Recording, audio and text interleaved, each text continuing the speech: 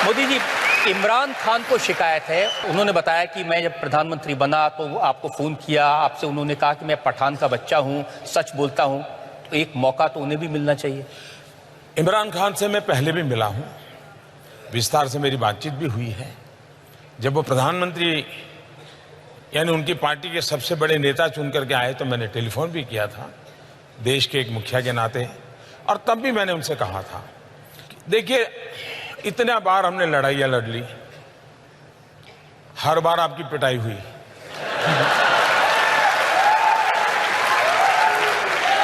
आतंकवाद करके भी कुछ पाया नहीं। ये जितना हमने बर्बादी 40 साल में की है, अगर हम 5 साल मैं मेरे देश में गरीबी के खिलाफ लड़ूं, आप अपने देश में गरीबी के खिलाफ लड़िए, हम दोनों गरीबी के खिलाफ लड़ें, हम अपने अवाम का भला करेंगे।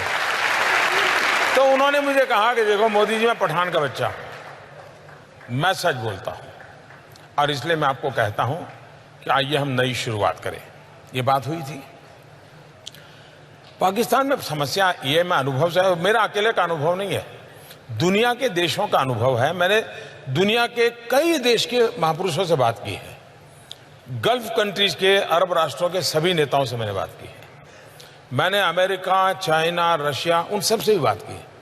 एक बात ज्यादातर उभर करके आती है कि भाई आज़ाद करोगे तो किससे करोगे? आर्मी से करोगे, आईएसआई से करोगे, कि इलेक्टेड बॉडी से करोगे? बोले पता ही नहीं चलता वो देश कौन चलाता है। तो ये सबसे बड़ी समस्या है, पहले वो अपनी ये समस्या सुलझा दें। आपने समस्या सुलझा दी, घर में घुस के मारा। आखिरकार जब उनको हमने सबूत दिए, बार बार दिए, और जब घटना घटती है तो इतनी प्यार से, इतनी मीठी बात करते हैं जी, आप भी सोच लेंगे यार नहीं पाकिस्तान सुधर गया है। पुलवामा के बाद मैं उनकी बहुत मीठी मीठी बातें मानने को तैयार नहीं था। मैंने कहा भाई आपकी बहुत बातें सुन चुका हूं, आप करते ही नहीं कुछ। हमारे यहाँ इतने लोगों को मार दिया, आपको हमने सबूत दे दिए, हमने एविडेंस दे दिए, उनकी टेलीफोन दे दिए, सब दे दिया, लेकिन आप कहते हैं हम जांच कर रहे हैं, और 10-10 साल हो गए। तो अगर ठीक है, अब हमारी सेना को जितना आता है वो करते रहेंगे। उनकी बात तो समझ आती, लेकिन हमारे यहाँ ममता दीदी हैं, बहन मायावती हैं, अखिलेश भाई हैं, राहुल भाई हैं, जितने भाई बहन हैं आपके यहाँ पर, वो सब कह रहे थे सबूत दीजिए एयर स्ट्राइक का। देश के किसी भी नागरिक को सबूत मांगने का हक है। राजनीतिक दलों के नेताओं को भी सबूत मांगने का हक है, लेकिन सबूत मानना ही उनकी जिम्मेवारी भी है। इनका प्रॉब्लम है कि मांगते रहो लेकिन मानो कुछ नहीं। सबसे बड़ा सबूत पाकिस्तान खुद है जी। आप मुझे बताइए कि हमने तो कुछ डिक्लेयर नहीं किया था। हमारी जो स्ट्रेटेजी थी उसके हिसाब से तो सुबह हम मीटिंग करने वाले थे, मीटिंग करके कुछ योजना करने वाले थे, उस प्रकार से सारा प्लान किया हुआ था।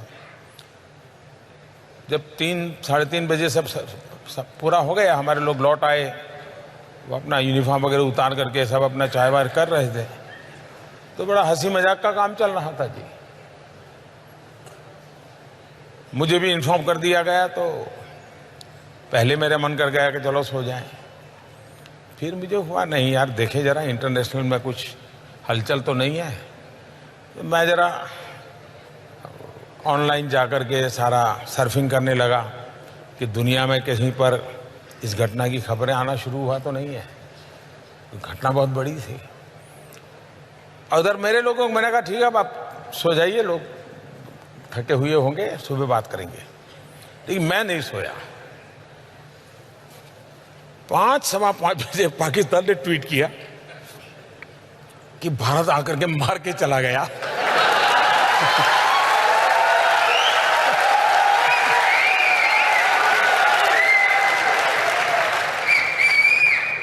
तो मैं फिर समझ गया कि मामला वो सिंपैथी गेन करने के लिए कुछ कर रहे हैं। रोना शुरू कर दिया इन्होंने। तो मैंने फिर हमारे लोगों को इकट्ठा किया और मैंने कहा भाई तुरंत बैठना पड़ेगा।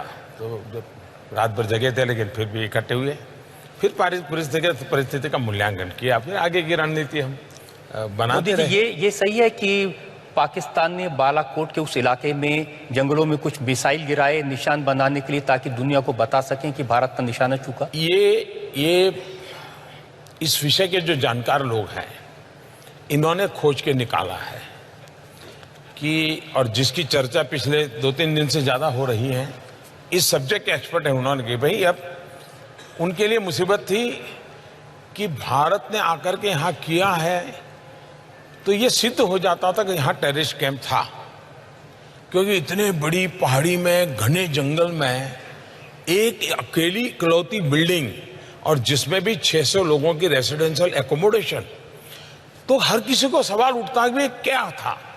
इसलिए इनके लिए इसको छुपाने के लिए कोई न कोई रास्ते ढूंढने ही पड़ेंगे। पाकिस्तान के लिए दोनों तरफ से मौत है। ये भी कहे कि यहां कोई आया था, बम गिरा था, तो भी फंस रहे हैं। और वो इतने डर गए थे जी, वो गलतियां पर गलतियां चले।